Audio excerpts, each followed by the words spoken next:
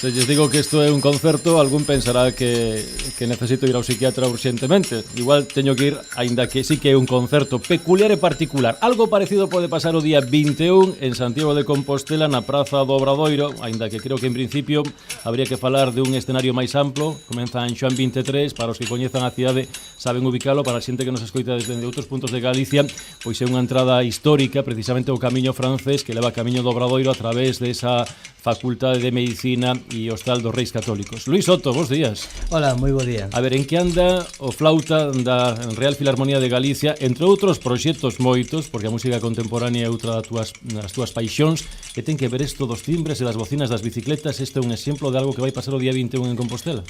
Absolutamente, un exemplo moi ben presentado. Estamos falando de música, ou en todo caso de músicos e de músicos importantes no século XX.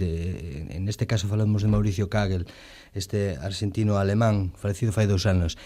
Quixo renderlle unha homenaxe a Beethoven, ao seu opus 111, a última sonata de piano, daquele era un fervente admirador, e para ele non se lle ocorreu nada mellor que escribir unha obra, en este caso, para 111 bicicletas. Xa podía ter sido o Opus 46, pero en este caso era 111, e nos andamos aí a búsqueda de 111 bicicletas ciclistas que se suban. Exactamente. Ciclistas, mulleres e homes, de todas as idades, dispostos a... Sí, co aparato ben afinado.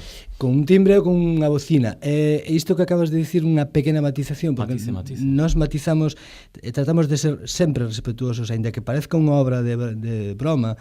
Hai unha partitura con unhas explicacións moi concretas, poucas pero moi claras, e unha delas fai referencia ao seguinte: el indica aquelas persoas con tendencia a comportamentos infantís se absteñan de participar.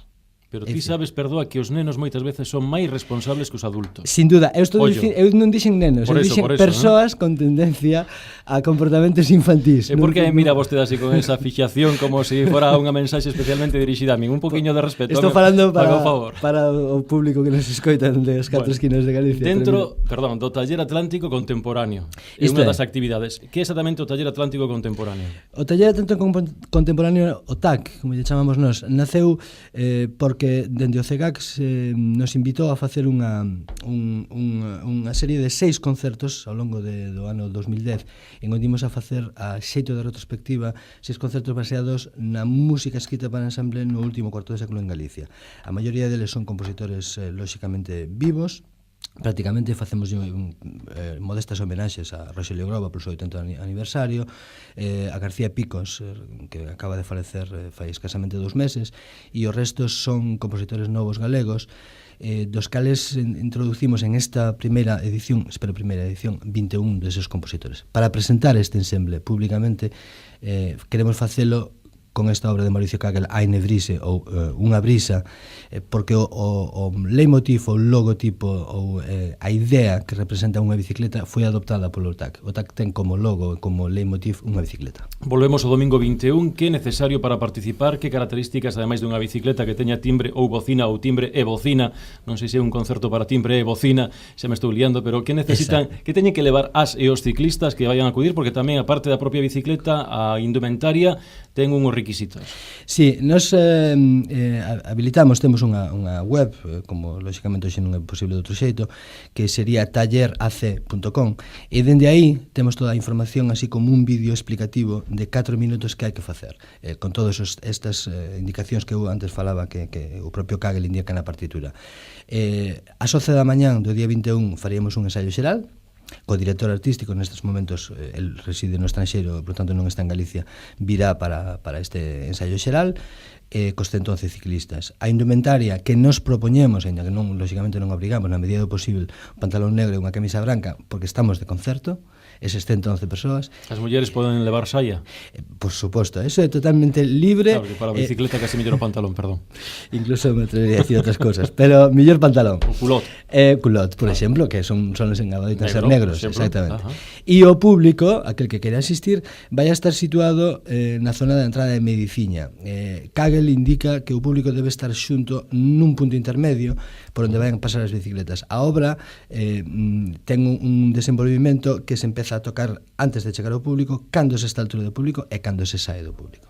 iríamos ao Obradoiro, daríamos volta e pasaríamos a recibir os saúdos. Aínda que estou dando eu, sobre todo, un ton bastante desenfadado, insistimos que o tema é formal e serio. Estamos falando de música vista dentro da perspectiva actual, contemporánea, con esos guiños, utilizando un elemento que non é propiamente un instrumento musical, como poden ser o timbre ou a bocina dunha bicicleta, e dándolle ese aspecto incluso de espectáculo. É dicir, doulle este ton desenfadado porque tamén hai certo desenfado na proposta, aínda que hai intención de que sexa unha experiencia totalmente musical. É dicir, que ninguén me malinterprete por este ton que lle quero dar. Digo porque pode algún pensar, bueno, se están de cachondeo. Non, de cachondeo estou un pouco eu, pero tanto o taller como o Luis Soto, a cousa vai moi en serio. Pero falando desto, que características, que condicións, que coñecementos musicais deben ter os ciclistas, os e as?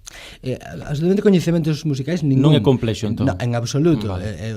O tipo de toques é moi aberto, el incluso fala de divisis é dicir que unha parte do pelotón vai a estar tocando seguramente o timbre, o outro pode estar tocando a bocina, ou cantando esas vocais que temos que cantar, ou ese ruido de vento que é outro dos sons. Pero en realidad estamos falando de tres sons ou tres actividades diversas que hai que facer, pero todo isto resumido en 90 segundos. Claro, iso e se me quitaches a min unha parte que me gusta moitísimo, porque un pode criticarlle moito a unha iniciativa como esta, pode criticar o que o que non lle pode criticar é que sexa pesada, porque con 90 segundos casi non dá tempo a enterarse. Tamén dicía, antes de que comenzaran os ointes a escoitar esta conversa, decía ya Luis Soto, hai outra ventaxe en isto da duración, que se vemos que a primeira vez non queda perfecto, podemos intentar unha segunda, porque nos dá tempo en principio, non? Nos o contemplamos porque en algún sitio xa vimos, ou non sei se o lemos ou incluso se a veces se o soñamos, que Kagel indica que se pode repetir. Ajá.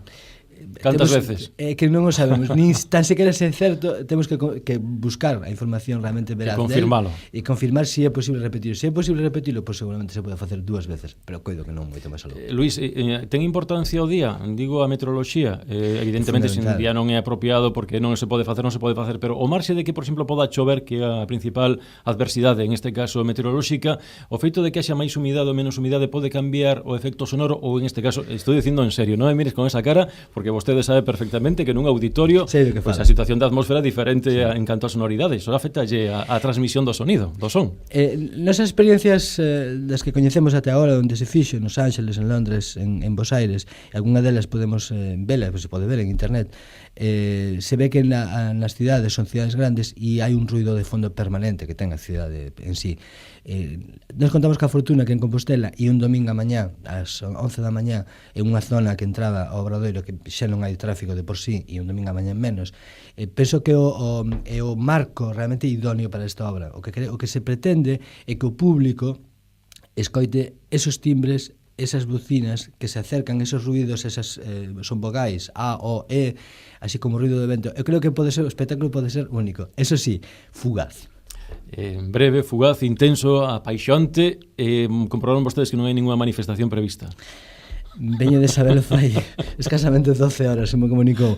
Creo que non interferimos, é máis, todos poderemos incluso despois... Nin viceversa, nin vos a eles, nin eles a vos. Nos facemos un ensaio xeral, como dicía, ás 11, ás 12 está prevista a actuación, logo dunha roda de 5 minutos de prensa para a presentación do TAC, polo tanto, en 2 minutos rematamos e a manifestación parte das 12 da Alameda, polo tanto... non vamos a interferir. Nos ás 12:10 temos o noso espectáculo rematado e ás 12:10 estará arrancando a manifestación. Temos que rematar, no taller haber algo máis que este concerto, porque diz que é a apertura do taller, pero no taller que hai, a quen lle pode interesar? Exactamente, no taller temos a nosa presentación o martes 30 de marzo co primeiro concerto, en onde interpretaremos unha obra de Gloria Rodríguez e outra obra de Octavio Vázquez. O formato destes concertos, destes 6 concertos, é un pouco diferente ao habitual. Facemos unha primeira parte de aproximadamente 45 minutos, 60 minutos de música dos compositores galegos, este de que falaba eu primeiro, e unha segunda parte, sin intermedios na sequera, en onde creamos un debate, unha confrontación entre o compositor e o público. Neste caso, ademais de un xeito un pouco novedoso con Octavio, xa que reside en Nova York, faremos a través de videoconferencia en onde o público pode preguntar, pode criticar ou pode alabar a obra que acaba de